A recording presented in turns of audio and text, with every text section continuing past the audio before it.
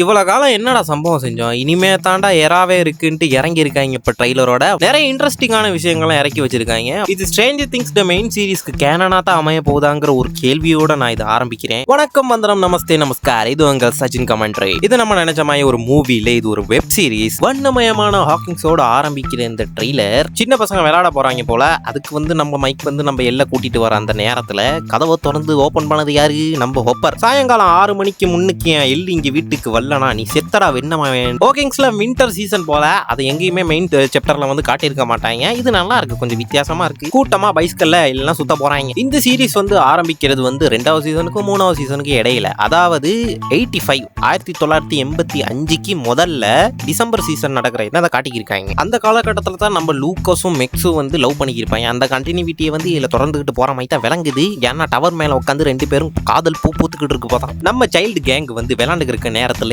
அங்கிட்டு இருந்து மண்ணுக்கடியில ஸ்னோ கடியில இருந்து ஒரு உயிரினம் ஊர்ந்து வரதை நீங்க கவனிக்கலாம். இது என்னடா ஒரு புதுவிதமான உயிரினமா இருக்குன்னு நீங்க கேட்டீங்கன்னா எனக்கும் இது தெரியல சரியா. என்னங்கடா இதுன்னு நானும் முடிச்சுக்கிட்டு தான் பரப்பறேன். இதுல மெயினா 2 தியரி சுத்திக்கு இருக்கு. அது என்னன்னு பாத்தீங்கன்னா, ஒண்ணு அப்சைட் டவுன் மாதிரியே இன்னொரு டைமென்ஷன், அதாவது அபிஸ் மாதிரியே இன்னொரு டைமென்ஷன்ல இருந்து இதெல்லாம் வந்திருக்கலாம்னு ஒன்று சுத்திக்கு இருக்கு. 2வது தியரி என்னன்னா, இந்த டெமோ பேர்ட்ஸ் எல்லாம் வச்சு ஹாக்கிங்ஸ் லேப்ல என்னமாச்சு எக்ஸ்பெரிமெண்ட் பண்ணிருப்பாங்கன்னு நினைக்கிறேன். அதுல இருந்து ஒரு ஒட்டுண்ணிமா இல்லாட்டி வைரஸ் மாதிரி இந்த பிளான்ட் எல்லாம் அதோட கண்ட்ரோலுக்கு எடுக்கிற மாதிரி செஞ்சிருக்கும்னு நினைக்கிறேன். பாத்தீங்களா, இந்த உயிரினங்கள்லாம் ஒரு வேற மைக்கு இருக்கு. இது வரைக்கும் நம்ம பார்த்த டெமோ பேர்ட்ஸ் டெமோகார்கனை விட இது கொஞ்சம் மியூட்டேஷன் ஆகி வேற அது பச்சை கலர்ல இருக்க மைக்கு இருக்கு. சோ சுத்தி வளைச்சு நீ என்னடா சொல்ல வர நீங்க கேட்டீங்கன்னா, நான் என்ன சொல்ல போறேன்னா, இது ஒரு மல்டிவர்ஸ்ல நடக்கிற கதை. இதே உலகம் மாதிரி அது வேற உலகத்துல நடக்குது. இந்த கதையை வேற மாதிரி இழுத்துட்டு போக பாக்குறாங்க. ஏன்னா நீங்களே யோசிச்சு பாருங்க பாப்போம். ஹாக்கிங்ஸ் லேப் அதாவது இப்படி ஒரு இது செஞ்சதா அவங்க ஒரு அறிவுறுத்தலே கொடுக்கல. இது வரைக்கும் நம்ம பார்த்த சீசன்ல அப்படி நடந்ததாவே சரித்திரமே இல்லாங்க. அது ஒரு காரணமா. இது 2வது என்ன சொல்ல போறேன்னு பாத்தீங்கன்னா, டெமோகார்கன் வரக்குள்ள வானம் ரெத்த கலர்ல ரத்தத்தை கொட்டி வச்ச மைக்கு இருக்கும். ஆனா இங்க என்னன்னா பச்சை பசேல்னு புல்லு வளர்ந்த மைக்கு இருக்கு. எக்ஸ்பெரிமெண்ட் ஊடாக தப்பிச்சு வந்தனால தான் அந்த மஞ்சள் கலர் சூட்டு போட்டானே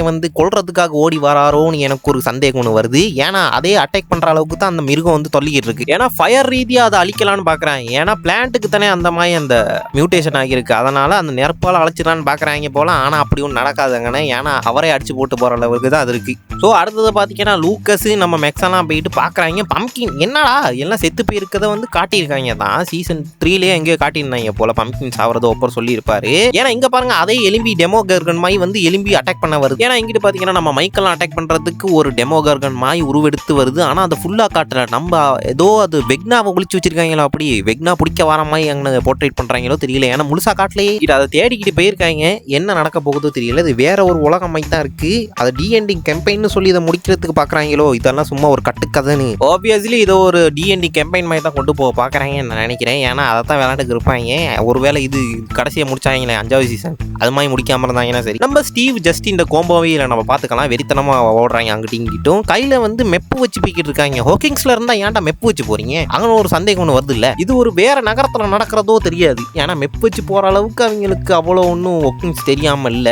நான் நினைக்கிற மாதிரி இது வேற ஒரு பரிணாமத்துல நடக்கிறேன்னு தான் நினைக்கிறேன். பாப்போம் இவங்க எப்படி இதை கொண்டு போக போறாங்க அப்படின்னு. எனக்கு எந்த ஐடியாவும் இல்லை. குழப்பி வச்சிருக்காங்க சாம்பார் மாதிரி. என்ன சொல்ல போறாங்கன்னு தெரியல. சோ எப்பயும் போல ஸ்டீவ் கடலை போடுற நேரம் நான்சியை மறக்கலாம். நம்ம துக்கத்துல இருந்த அந்த நேரத்துல நம்ம யாரோ ஒரு பிள்ளைகிட்ட போயிட்டு நான்சின்னு சொல்லிடுவாரு. அங்கே போயிட்டு பைட் ஆகிடுவாரு. என்னத்தான் செய்ய. நம்மளோட ஒரிஜினல் கேஸ்ட் இதுல டப்பிங் பண்ணல. அந்த பிரிவுங்கிறது நம்மளுக்கு சில இடத்துல விளங்கலாம். ஆனா இன்ட்ரெஸ்டா கொண்டு போனாங்கன்னா அது விளங்காது. சப்புன்னு முடிக்காம இருந்தாங்கன்னா சரி. ஸோ நீங்க என்ன நினைக்கிறீங்க இந்த டைல்ஸ் ஃப்ரம் 85 பத்தி? உங்களோட தோற்றம் மறக்காம கமெண்ட்ல போட்டு போங்க பார்ப்போம். ஸோ இன்னொரு இன்ட்ரெஸ்டிங்கான ட்ரைலர் ரிவ்யூவில் சந்திக்கிறேன். டாடா, பாய் பாய்.